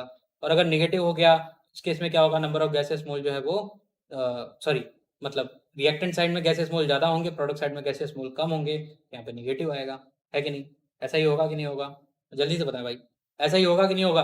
तो ऐसा अगर हुआ तो क्या होगा? देखिए, इस केस में, जीरो के केस में Kp is equals to Kc आ जाएगा, सिंपल सी चीज़ है। ये तो आपको बहुत आसानी से समझ में आ गया, है ना? Kp की वैल्यू ही Kc बन जाएगी, है ना? ये बात तो आपको समझ में आ गई। ठीक है, ठीक है ना? तो यहाँ पे पॉजिटिव और निगेटिव, इसमें हम क्या करेंगे? ठीक है, पॉजिटिव और निगेटिव, इसमें हम क्या करेंगे, यही क्वेश्चन होता है। ठीक है, यहीं पे ली चैटलियर प्रिंसिपल जो है वो काम आता है। ठीक है, यहीं पे ली चैटलियर प्रिंसिपल जो होता है, ठीक है, कुछ लोग उसको ली चैटलियर प्रिंसिपल बोलते हैं, कुछ लोग उसको ली कैटलियर प्रिंसिपल बोलते हैं, तो आपको जैसा समझ में आया वैसा बोलिए। ठीक है, मेरी उसमें कोई दिक्कत नहीं है, आपको जैसा समझ में आया, सिर्फ ली कैटलियर प्रिंसिपल, ली चैटलियर प्रिंसिपल याद होना चाहिए कहाँ से आता है। ठीक है, तो डेल्टा एनजी की वैल्यू पॉजिटिव हो गई, डेल्टा एनजी की वैल्यू निगेटिव हो गई। इस केस में क्या क्या इम्पैक्ट पड़ेंगे? अगर हम प्रेशर बढ़ा देंगे तो क्या होगा, नंबर ऑफ मोल बढ़ा देंगे तो क्या होगा? ठीक है, किस चीज को क्या करेंगे तो क्या होगा, तो वही हमें समझ में आना चाहिए। ठीक है, तो अगर हम बात करें होमोजीनस, है ना, होमोजीनस, होमोजीनस मतलब सभी रिएक्टेंट और प्रोडक्ट एक ही फेज में है। ठीक है, प्रिंसिपल क्या है सर? सिद्धांत है। बहुत सही, क्या बात है, हिंदी की क्लास चली, केमिस्ट्री थोड़ी चल रहा है। ठीक है, होमोजीनस इक्विलिब्रियम है, इसका मतलब सभी जो इक्विलिब्रियम वाले जो चीजें हैं वो सभी के सभी एक ही फेज में है। ठीक है, तो इस केस में क्या होता है, देखिए, जो ऐसे समझिए कि पहली चीज, पहले केस के लिए बात करते हैं, डेल्टा एन जी यहाँ पे पॉजिटिव हो गया। ठीक है, एक एग्जाम्पल के थ्रू करेंगे तो ज़्यादा आसानी से कर लेंगे। ठीक है, तो एग्जाम्पल क्या है भाई? एग्जाम्पल ये है कि हमारा जो PCl5 है, ठीक है, सॉरी, हाँ, PCl5, ठीक है। ये क्या देगा, ये देगा, सॉरी नेगेटिव के लिए, अरे पॉजिटिव ही तो है, ठीक है, PCl3 प्लस Cl, गलती हो जा रही है पता नहीं क्यों, ठीक है। सर वो नहीं पूछा हूँ, ली चैटलियर प्रिंसिपल क्या है ये पूछा हूँ, अरे तो पढ़ाने दो भाई, आ जाएगा, टेंशन मत लो, टेंशन बहुत लेते हो तुम लोग, ठीक है। तो इस केस में देखिए ये गैसियस है, ये भी गैसियस है और ये भी गैसियस है, ठीक है। तो देखिए सभी के सभी स्पीशीज क्या है, गैस में, मतलब सेम फेज में, इसलिए इसको कहते हैं हम लोग होमोजेनस इक्विलिब्रिया, ठीक है। तो यहाँ पे अगर हम देखेंगे तो इसका 1 मोल है, इसका 1 मोल है, इसका 1 मोल है, ठीक है। तो डेल्टा Ng की अगर आप वैल्यू निकालेंगे तो ये जाएगी 1+1 - 1 ठीक है। इसका मतलब ये पॉजिटिव है, पॉजिटिव वाला केस है ना, पॉजिटिव वाला केस है, ठीक है। सर आप पानी पी लो प्लीज, हम बिल्कुल पियेंगे, थोड़ी देर रेस्ट करेंगे, टेंशन मत लो, ठीक है। तो यहाँ पे पॉजिटिव आया है, तो यहाँ पे याद रखिएगा कंसंट्रेशन जब भी हम रिएक्टेंट की बढ़ाएंगे, कंसंट्रेशन ऑफ रिएक्टेंट, मतलब हम क्या बढ़ा रहे हैं, N ऑफ PCl5 बढ़ा रहे हैं, ठीक है। अगर हम ये बढ़ा रहे हैं, इसका मतलब है रिएक्शन जो है वो फॉरवर्ड डायरेक्शन में जाएगा, ठीक है। इसका कोई मतलब नहीं है कि डेल्टा Ng पॉजिटिव हो चाहे नेगेटिव हो, ठीक है। रिएक्शन जो है वो हमेशा फॉरवर्ड डायरेक्शन में, ठीक है, रिएक्शन जो है वो फॉरवर्ड, सॉरी, रिएक्शन जो है वो प्रोडक्ट साइड में जाएगा, ठीक है,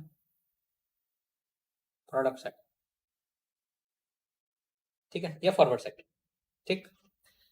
ये हमेशा होगा, ये हमेशा होगा, ठीक है। कंसंट्रेशन जो है अगर आप रिएक्टेंट का बढ़ाते हैं तो प्रोडक्ट साइड बनेगा, ठीक है, प्रोडक्ट जो है वो ज्यादा बनना शुरू हो जाएगा, और अगर आप प्रोडक्ट साइड का कंसंट्रेशन बढ़ा देते हैं तो वो रिएक्टेंट बनना शुरू कर जाता है। ये दिस इज वेरी बेसिक, ठीक है, इसमें कुछ दिक्कत नहीं होगी। आप यही ली चैटलियर प्रिंसिपल का फर्स्ट पार्ट होता है वैसे, लेकिन हम लोग अलग से पढ़ेंगे, ठीक है कि नहीं।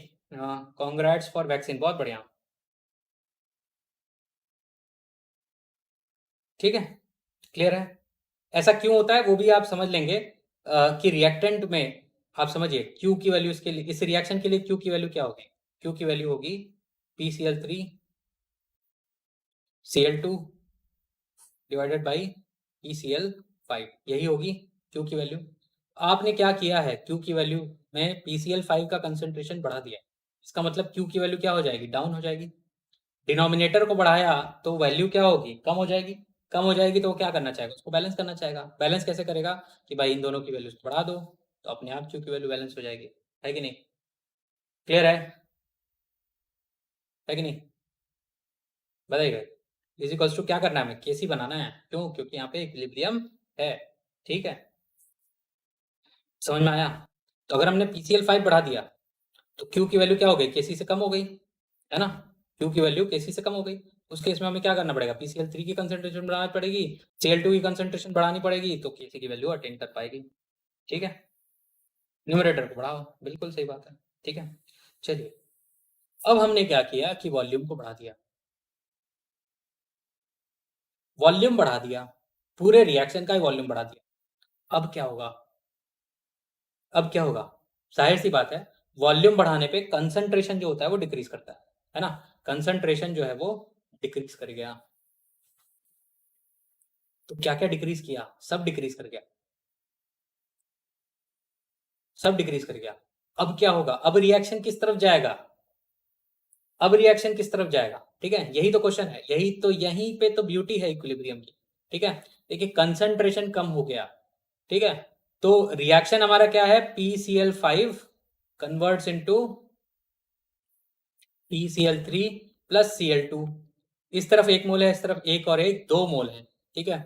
तो भाई सीधी सीधी बात है, अगर आपने वॉल्यूम बढ़ा दिया इसका मतलब कंसंट्रेशन कम हो गया, तो कंसंट्रेशन कम हो गया तो ओवरऑल कम हो गया ना, तो उसको बैलेंस आउट करने के लिए वो क्या करेगा, उस तरफ ज्यादा जाएगा जहां पे उसको जल्दी कंसंट्रेशन, ज्यादा नंबर ऑफ मोल्स दिखाई देंगे, ज्यादा नंबर ऑफ मोल्स बन जाएंगे।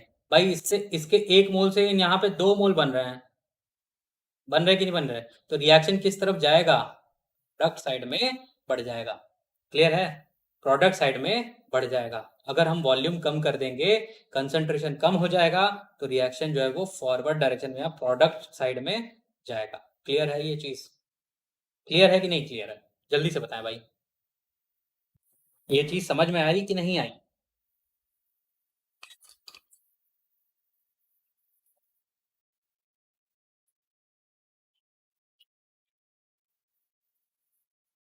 जितने लोगों को ये नहीं समझ में आया वो ऐसे भी कर सकते हैं कि भाई पीवी इक्वल्स टू क्या होता है, एन आर टी होता है। इसका मतलब v is directly proportional to n। तो अगर हम v बढ़ा रहे हैं तो जाहिर सी बात है नंबर ऑफ मोल्स भी हमें बढ़ाना पड़ेगा। तो नंबर ऑफ मोल्स बढ़ाने के लिए हमें क्या करना पड़ेगा, फॉरवर्ड डायरेक्शन में रिएक्शन को लेके जाना पड़ेगा। क्लियर है?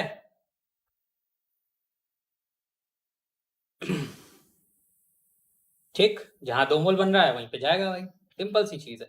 ठीक है, चलिए अब हम चलते हैं दूसरे रिएक्शन पे। ठीक है, दूसरे रिएक्शन पे जिसमें डेल्टा एन जी जो है वो निगेटिव। ठीक है, डेल्टा एन जी जो है वो निगेटिव है। तो ऐसा रिएक्शन क्या है भाई, 2NO2 गिव्स N2O4। ये भी गैसियस है, ठीक, और ये भी गैसियस है।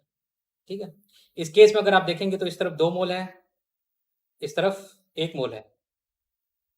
ठीक है, 2 मोल 1 मोल है ना।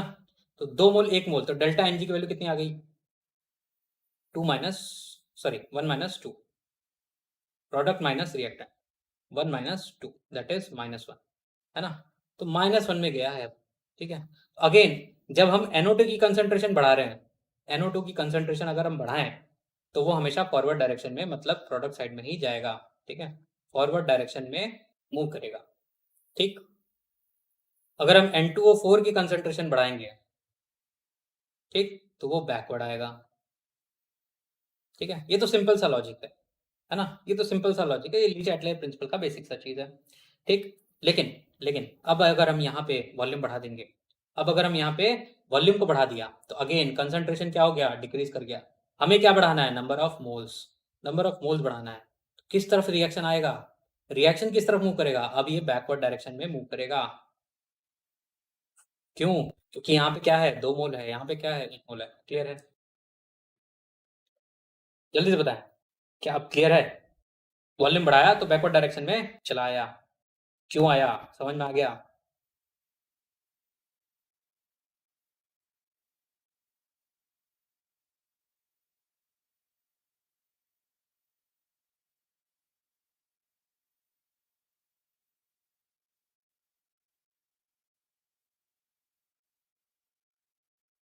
ठीक है, तीसरा केस, जब डेल्टा एन की वैल्यू, डेल्टा एन जी की वैल्यू 0 हो। ठीक है, 0 हो, इस केस में क्या होगा कि वॉल्यूम अगर आप बढ़ाएंगे भी, ठीक है, कंसंट्रेशन कम भी होता है तो रिएक्शन पे कोई फर्क नहीं पड़ता है, नो इफेक्ट। ठीक है, एज क्लियर एज स्प्राइट। अच्छा भाई, पानी की तरह क्लियर होता है, तुम लोग स्प्राइट की तरह क्लियर करते हो, है भाई। ठीक है, इसी तरह इसका उल्टा, इसी तरह इसका उल्टा, gaseous equation PV equals to NRT. हमने वॉल्यूम बढ़ा दिया, अब हम क्या कर रहे हैं, प्रेशर को बढ़ा रहे हैं। ठीक है, volume, sorry pressure is increasing, इसका मतलब क्या है, वॉल्यूम जो है डिक्रीज हो रहा होगा, है ना, क्योंकि P is inversely proportional to V। इसका मतलब क्या है, नंबर ऑफ मोल्स भी हमें कम करना पड़ेगा। तो रिस्पेक्टिव तरीके से आप देख सकते हैं, अगर हम प्रेशर बढ़ाएंगे तो नंबर ऑफ मोल्स हमें कम करने देखते हैं। ठीक है, और जब हम वॉल्यूम बढ़ा रहे हैं तो हमें नंबर ऑफ मोल्स जो है वो बढ़ाना होगा। क्लियर है? ये चीज आपको याद रखनी होगी, बस इतना सा याद रखेंगे ना तो भी आप क्वेश्चन कर लेंगे आराम से। ठीक है, इससे ज्यादा नहीं आता। ठीक है, आपसे पूछेगा किस तरफ जाएगा, बस इतना समझ लीजिए। ठीक, माउंटेन ड्यू से डर के आगे जीत है। अच्छा भाई, ठीक है, एक काम करना, एग्जाम में जाने से पहले माउंटेन ड्यू पी लेना। ठीक है, फिर देख लेते हैं जीतते हो कि नहीं जीतते हो। ठीक है, जीतने के लिए और भी बहुत सारे एस्पेक्ट चाहिए होते हैं, सिर्फ माउंटेन ड्यू नहीं चाहिए होता है। ठीक है, वो सब फर्जीवाड़ा है, क्या एडवर्टीजमेंट कर दिया कि हो गया। ठीक है, but P directly proportional to N कहाँ लिखा है, V is directly proportional to N होता है, P is not directly proportional to N.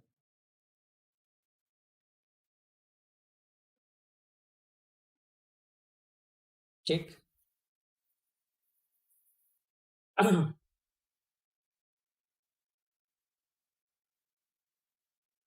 Yes sir, 2 बजे गर्मी भी रहती है, कोल्ड ड्रिंक से हेल्प मिलेगी जी, नहीं पानी से गर्मी में, पानी से मिलेगा। अभिषेक यादव, ये फॉर्मूला है P is equals to N by V R T, इसका मतलब ये नहीं कि pressure is directly proportional to N.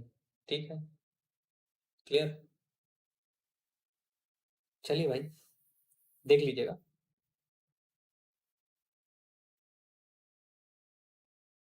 ठीक है, तो ये तो था हमारा होमोजीनस वाला केस, ठीक है। हेट्रोजीनस वाला केस,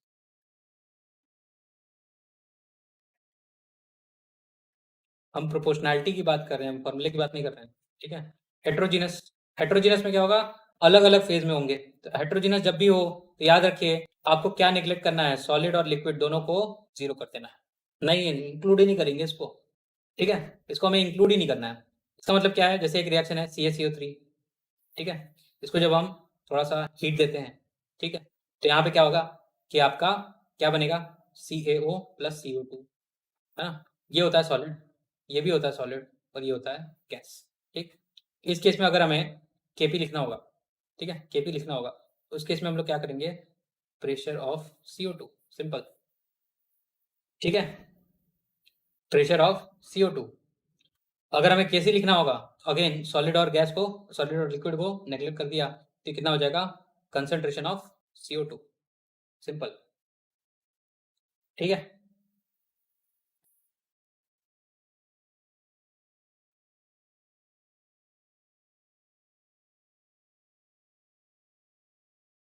अटेंडेंस, चलिए बहुत बढ़िया, ले लीजिए फटाफट।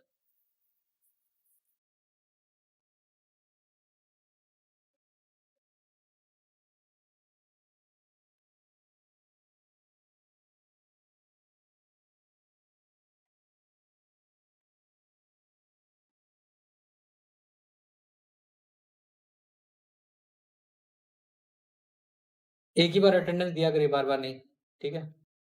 चलिए बात करते हैं ली चैटलियर प्रिंसिपल या ली कैटलियर प्रिंसिपल की, ठीक है, ली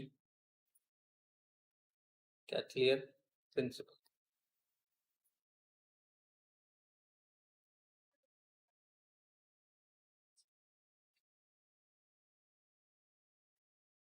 केवल गैस वाला ही लेते हैं ना सर, हाँ बिल्कुल गैस वाला ही लेते हैं।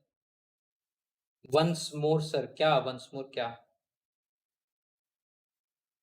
अगर हेट्रोजीनस होगा तो सॉलिड और लिक्विड इनको हटा देंगे, इसको कुछ नहीं लेना है, ठीक है।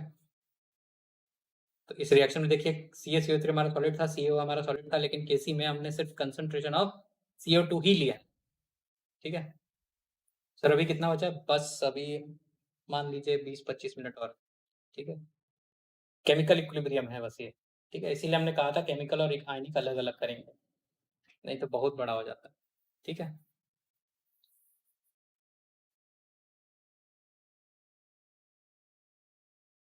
ठीक है, चलिए फिर से ली गैटलियर प्रिंसिपल अगेन, अगर आप इक्विलिब्रियम को डिस्टर्ब करेंगे तो इक्वल एंड अपोजिट फोर्स लगा देगा, है ना।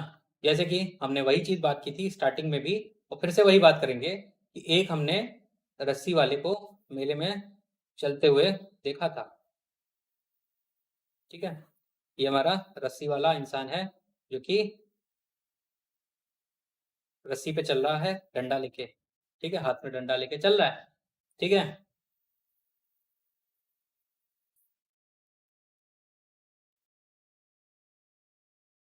ठीक। चलिए, तो यहाँ पे ये डंडा लेके चल रहा है, मान लेते हैं कि अभी तो ये कन्फाइंड इसमें था, पता चला बाहर खड़ा हुआ था, ठीक है, बाहर इसने डंडे वंडे लगाए थे, आंधी आना शुरू हो गई, हवाएं तेजी से हवाएं चलने लगी, तो ये क्या करने लगेगा, एकदम से लहराने लगेगा, ठीक है। तो लहराएगा तो एक तरफ ऐसा लगेगा उसको कि अरे ये तो गड़बड़ हो गया, हवा अगर इस तरफ से चल रही है तो क्या करेगा, इस तरफ फोर्स लगाएगा, ठीक है, अगर इस तरफ से चल रही तो इस तरफ फोर्स लगाएगा, ऐसा करेगा कि नहीं करेगा, है ना। तो ऐसा करेगा, इसका मतलब क्या है कि वो अपोजिंग फोर्स लगा रहा है अपने इक्विलिब्रियम को बचाने के लिए, ठीक है, अपने इक्विलिब्रियम को बचाने के लिए वो अपोजिंग फोर्स लगा रहा है, ठीक है। अपोजिंग फोर्स लगाना ही ली चैटलियर प्रिंसिपल है। उन्होंने ये कहा कि जिस तरह से आप इक्विलिब्रियम को डिस्टर्ब करेंगे तो उतना ही अपोजिट में इक्विलिब्रियम आपको प्रोडक्ट देगा, ठीक है। सर चुपचाप नीचे उतर जाएगा, सही बात है, ठीक है, बिल्कुल सही बात है।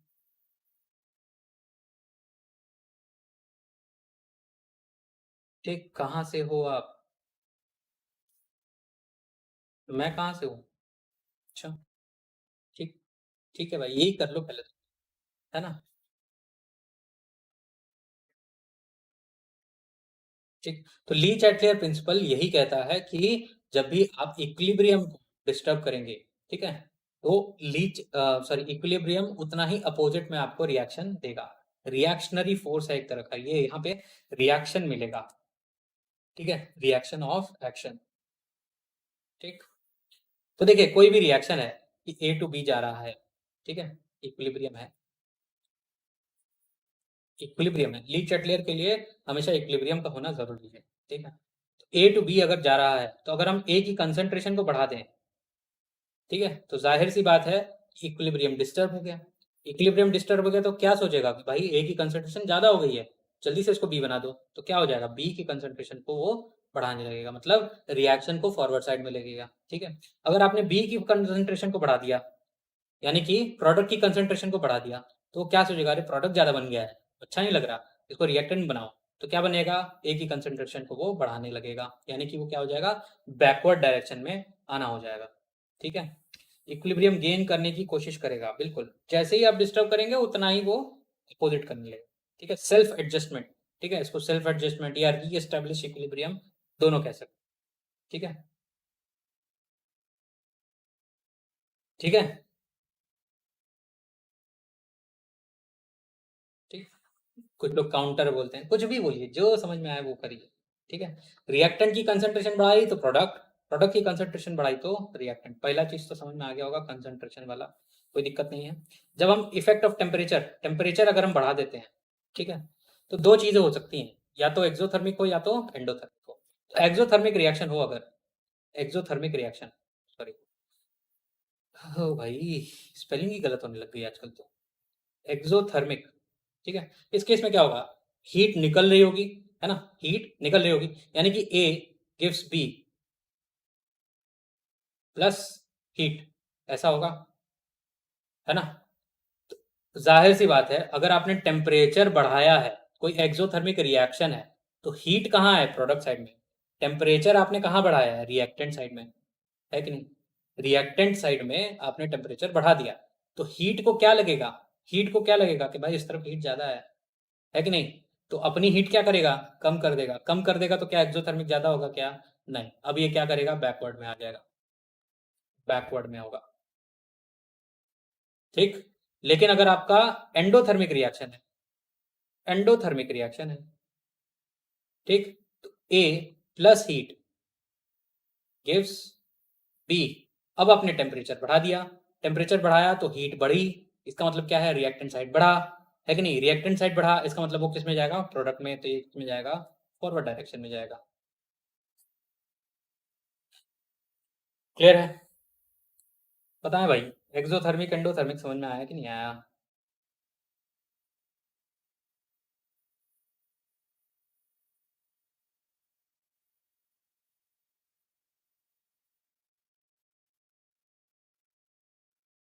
आ गया, ठीक, चलिए, टेम्परेचर का बता ही चुका हूं, थर्ड, प्रेशर का ऑलरेडी एक्सप्लेन, ठीक है, अब और एक्सप्लेन करने की जरूरत नहीं है, कहाँ जाएगा भाई, जहां नंबर ऑफ मोल ज्यादा हो, ठीक है, कम हो, सॉरी, ऑलरेडी एक्सप्लेन, ठीक है, इफेक्ट ऑफ प्रेशर पहले ही बता चुका हूँ,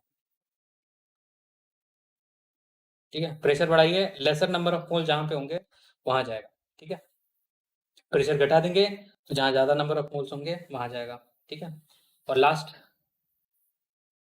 कैटलिस्ट, कैटलिस्ट, ठीक है, पहले ही बता चुका हूँ, इक्विलिब्रियम पे कोई इफेक्ट नहीं पड़ता है कि नहीं, कैटलिस्ट से इक्विलिब्रियम पे कोई इफेक्ट नहीं पड़ता है, ठीक है, तो ये सिर्फ और सिर्फ क्या करता है, रेट को बढ़ा देता है, लेकिन क्या इक्विलिब्रियम को अफेक्ट करता है क्या, तो नहीं, ऐड करिए नहीं करिए कोई फर्क नहीं पड़ रहा है, पड़ रहा है क्या, पड़ रहा है क्या, कैटलिस्ट क्या करता है, केमिकल काइनेटिक्स में पढ़ा था कि, क्या हो गया भाई, चलिए, इफेक्ट कैटलिस्ट क्या करता है, सिर्फ और सिर्फ एक्टिवेशन एनर्जी को बढ़ाता है, ठीक है, सॉरी घटाता है, ठीक, एक्टिवेशन एनर्जी से क्या होगा, रेट जो हमारा केमिकल रिएक्शन था वो ज्यादा हो रहा है, लेकिन क्या कंसंट्रेशन पे इफेक्ट पड़ता है, तो नहीं पड़ता, ठीक है, हाँ, रिएक्शन की स्पीड को बढ़ा देगा, बिल्कुल सही बात है, लेकिन क्या रिएक्शन को हटाएगा घटाएगा, कुछ नहीं करेगा, ठीक, क्लियर है, इफेक्ट ऑफ कैटलिस्ट समझ में आ गया आपको, चलिए fifth, addition of inert gas, है ना, एडिशन ऑफ इनर्ट गैस, ये भी एक इंटरेस्टिंग टॉपिक है। ठीक है, इनर्ट गैस को आपने ऐड किया, ठीक है, इनर्ट गैस को आपने, ठीक है, इसमें भी दो केस बनते हैं। ठीक है, पहला है कांस्टेंट वॉल्यूम का। ठीक है, constant volume, add constant volume मतलब आपने जब इनर्ट गैस ऐड की ना तो उससे वॉल्यूम पे कोई इफेक्ट नहीं पड़ा। तो कांस्टेंट वॉल्यूम पे जब आपने इफेक्ट ऐड किया इनर्ट गैस को तो नो इफेक्ट, नो इफेक्ट। ठीक है, नो इफेक्ट। लेकिन अगर आपने कांस्टेंट प्रेशर पे ऐड किया है, कांस्टेंट प्रेशर पे ऐड किया, ठीक है, उस केस में क्या आएगा, कांस्टेंट प्रेशर में ऐड किया, वॉल्यूम क्या हो गया, इंक्रीज हो गया। वॉल्यूम इंक्रीज हो गया तो बाकी क्या होता है आपको पता ही है। ठीक है, बाकी आपको पता ही है, वॉल्यूम इंक्रीज कर दीजिए तो क्या होगा आपको समझ में आ गया होगा, है कि नहीं, क्लियर है ना। तो ये थे हमारे ली चैटलियर प्रिंसिपल साहब। ठीक है, जिन्होंने बताया कि अलग अलग चीजों पे एडिशन पे क्या होगा, है ना। ठीक है, चलिए अभी कब तक क्लास चलेगी सर, खत्म करते हैं आज। ली चैटलियर प्रिंसिपल खत्म, केमिकल इक्विलिब्रियम खत्म, जो फिजिकल इक्विलिब्रियम वाले पॉइंट्स हैं, ठीक है, फिजिकल इक्विलिब्रियम, एग्जाम्पल क्या है आपके, बॉइलिंग, ठीक है, दूसरा मेल्टिंग, ठीक, तीसरा कंडेंसेशन, ये सब, ये जो फिजिकल इक्विलिब्रियम वाले हैं ना, इनको आप लोग थोड़ा सा पढ़ लीजिएगा। ठीक है, कभी कभार ही क्वेश्चन आता है। ठीक है, कभी कभार ही क्वेश्चन आएगा इसमें से, तो इसको आप लोग एनसीईआरटी से पढ़ लीजिएगा। This is not very significant. हाँ, अगर कोई दिक्कत आती है तो पूछ लीजिएगा, जरूर पूछेगा, कोई दिक्कत नहीं है उसमें। ठीक है, तो क्लास आज की हम लोग यहीं पे खत्म करते हैं, केमिकल इक्विलिब्रियम खत्म हो गया। ठीक है, बचता है आयनिक इक्विलिब्रियम, तो कल करेंगे इसको हम लोग, आयनिक इक्विलिब्रियम को। ठीक है, उसके बाद 2 दिन लगेंगे हमें न्यूमेरिकल करने में, क्योंकि इक्विलिब्रियम बहुत बड़ा चैप्टर है। ठीक है, बहुत बड़ा चैप्टर है ना। ठीक है, अच्छा, किसी को कोई दिक्कत, कुछ पूछना हो तो पूछ लीजिए भाई।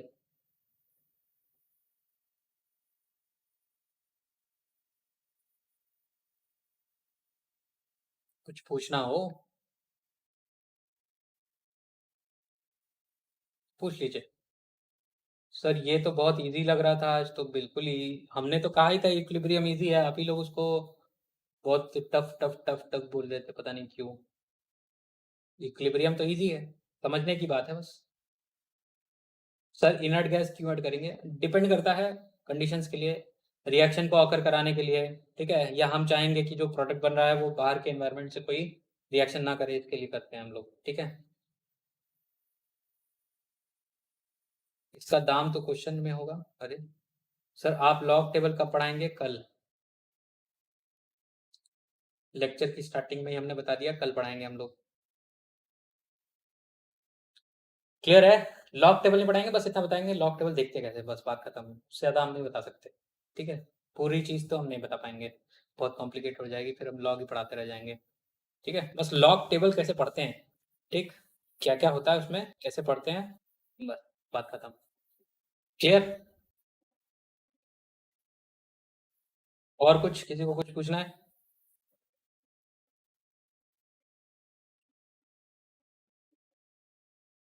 सर मुझे तो लॉग नहीं समझ में आता, तो कल शाम को 3:30 बजे हाजिर हो जाइए जगह, सब समझ में आ जाएगा। ठीक है, चलिए, कुछ नहीं पूछना किसी को, तो चलते हैं अब। धन्यवाद आप लोग का, क्लास को ज्वाइन करने के लिए आप लोग का बहुत बहुत शुक्रिया। जितना हो सके उतना ज़्यादा सब्सक्राइब करवाइए, चैनल को बढ़वाइए, ग्रो कराइए, साथ में वीडियो को लाइक करिए, शेयर करिए। ठीक है, क्लियर, बार बार बोलना पड़ता है लेकिन आप लोग करते नहीं है, कितने ढीठ बच्चे हैं आप लोग, बहुत ही ढीठ बच्चे हैं, कुछ नहीं करते, ना पढ़ाई करते हैं ना ये करते हैं। ठीक है, पहले आना सर की क्लास में, अच्छा, 3:30 बजे, ठीक है भाई, ठीक है, चलिए, धन्यवाद बहुत बहुत आप लोग का ज्वाइन करने के लिए, बाय बाय।